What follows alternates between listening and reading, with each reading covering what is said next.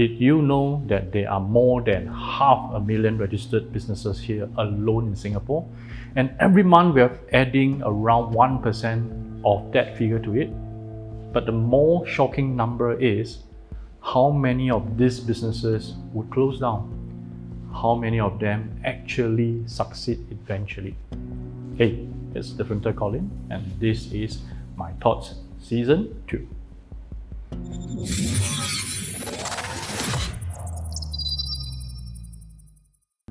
Now, opening an official company in Singapore is relatively easy. Almost everyone can just pay $321 to Accra, choose a unique company name, fill out a couple of forms, and voila, you are the owner of a private limited. And if you are forming a partnership or a sole proprietorship, it's even easier. So I was scouring through the Accra website to get a sense of how easy is it to open a business. And I stumbled across some statistics. Let me share with you some figures with you.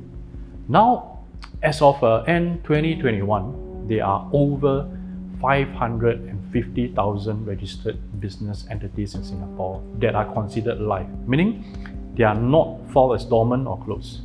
With close to 6 million population here in Singapore, that's roughly 1 in every 10 persons being a business owner. But what's more fascinating is the rate at which the number of companies are founded. So for each month from January to December 2021, the figure ranges from 4,592 to 6,400. So for the whole of last year, a total of 65,438 businesses were newly registered. Oh, that's around 5,400 every single month. That's one company, partnership, or sole prop registered every 8 minutes. Every 8 minutes. But this video is on how many of them actually succeed, not set up. And when I scroll down to that row that shows the cessation of business entities, I almost fell off my chair. But more on that later. First, let's explore why people set up businesses and why they fail. Now, my wife set up her first business, a private limited, in 2013. Being employees for over 15 years then, we were astonished by how simple it was to set up one.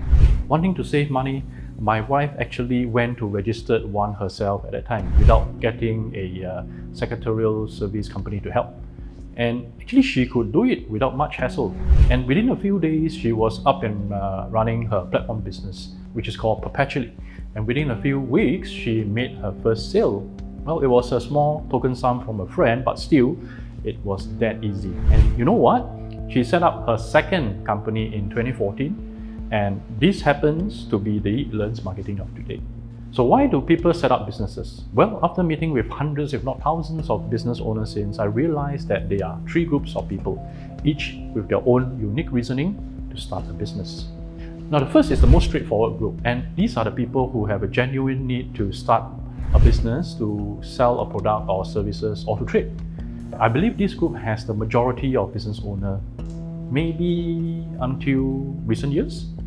The second group are not genuine business people. They set up a business to buy and hold entities like property, or they set up a company for taxation purposes. And believe it or not, it's not difficult for a $1 million business owner to be paying less than $1,000 of personal income tax if the accounts are done right. Now, the third group are the worst, as they do this for all the wrong reasons. Because they don't form a company to do a business or hold entities. They just set up for the romance of having a business, or they just do it after a guru seminar, or worse, they just want a way out after firing their bosses. The fact that it's so easy to set up a legit business here means that the barrier to entry is so low. And more likely than not, many business owners just start one without much thought, knowledge, or skill. And in the end, they have to close down. And I'm not referring to those who didn't put up much capital into the business. I'm talking about those who sink in tens of thousands, if not hundreds of thousands of dollars, only to lose them all or more in just a few years, maybe even just a few months. Now, my point in this video is this: entrepreneurship is hard. But owning a business, a proper one, is even harder. There are more than 1 million reasons and variables on how you can lose money in business. And there are booby traps, predator scammers, bad paymasters, intense competition, and unforgiving marketplace, and so much more. So much more to contend with. Sometimes I wonder why I left my cushy 6-figure annual salaried civil servant job to become an entrepreneur in the first place. I worked twice as hard as before, and even so I pay myself significantly less. And I have to pay a dozen other people tens of thousands of dollars in salary every month too. But fortunately, I belong to the first group who set out to do good old-fashioned business. And although I did not have any formal education in marketing, sales, or business, I prepared myself for 30 months before leaving my salaried career and venturing into the unknown. I would say that in our 7th year now, Learns Marketing is doing quite okay. But many other businesses are struggling, on the verge of closing down, or have already done so. So really, how many businesses actually succeed? Now let's revisit the figures. So as of end 2021, we have over 65,000 new businesses entity forms. But sadly, the figure for the cessation is astounding, outright scary, ranging from 3,447 a month to a high of 4,718. The total number of businesses closing down was 48,898. That's a whopping 75% of the number of businesses set up in 2021.